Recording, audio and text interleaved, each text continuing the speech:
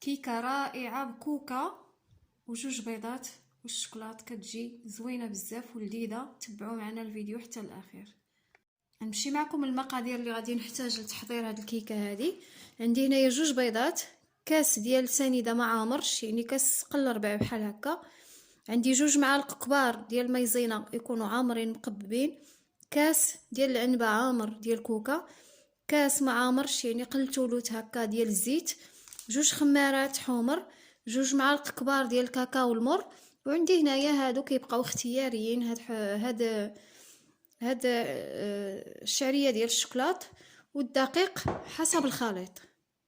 كناخذ البول اللي غادي نخدم فيه، درت فيه واحد الرشيشه ديال الملحه ضروريه لتصحيح الذوق، جوج بيضات، كاس ما عامرش ديال سنيده، دائما السكر كيبقى على حسب الذوق.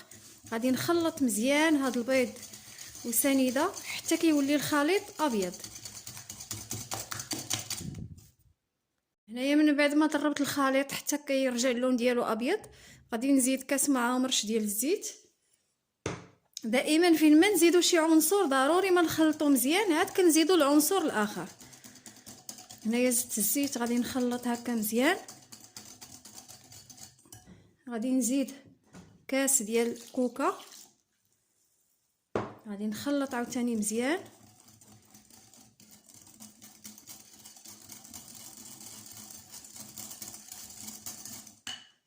غادي نزيد جوج معالق كبار ديال الكاكاو المر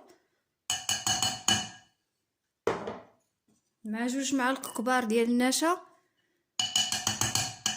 هاد النشا كيهشش لينا هاد الكيكه هادي. غادي نخلط مزيان.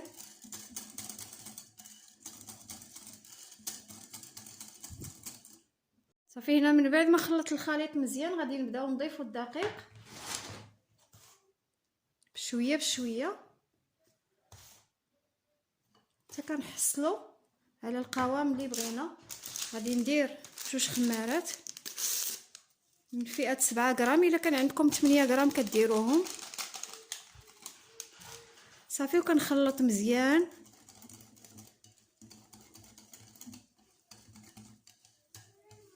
حتى كندخلو هذا الدقيق هذا مع الخليط. غادي نزيد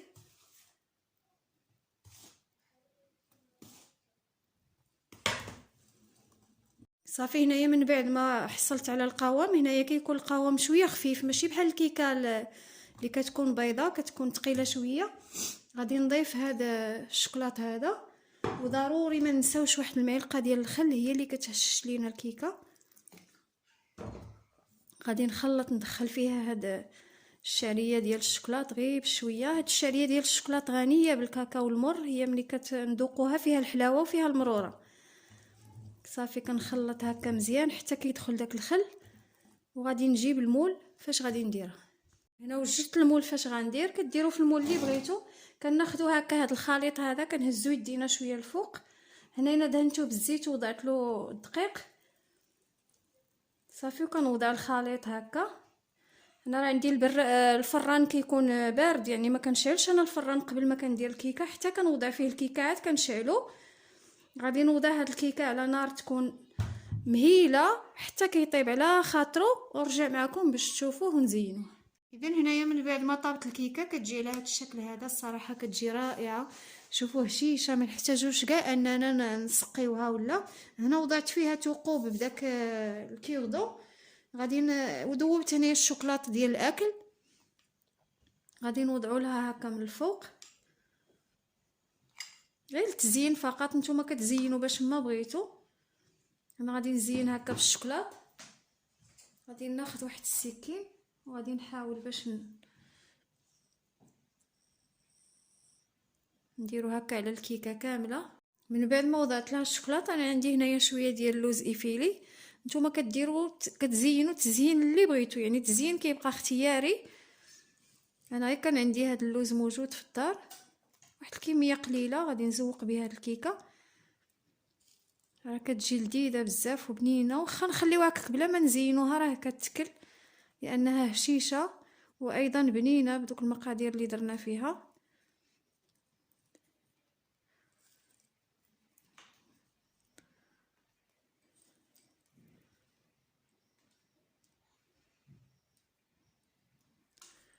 صافي هذه هي الكيكه ديالي من بعد ما زينتها. غادي نقطعها واخا باقيه سخونه باش تشوفوها كي كتجي من الداخل. بسم الله.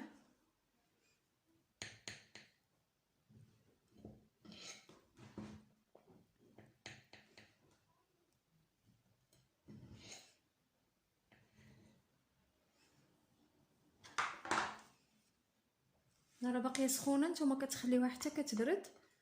انا غير بغيت نصور معكم باش تشوفوا. شوفوا من الداخل كي كتجي بحال مسقيه وهي ما مسقياش، كتجي هشيشه بزاف زوينه. نتمنى ان شاء الله تجربوها وتعجبكم، ونخليكم الفيديو اخر ان شاء الله. مع السلامه.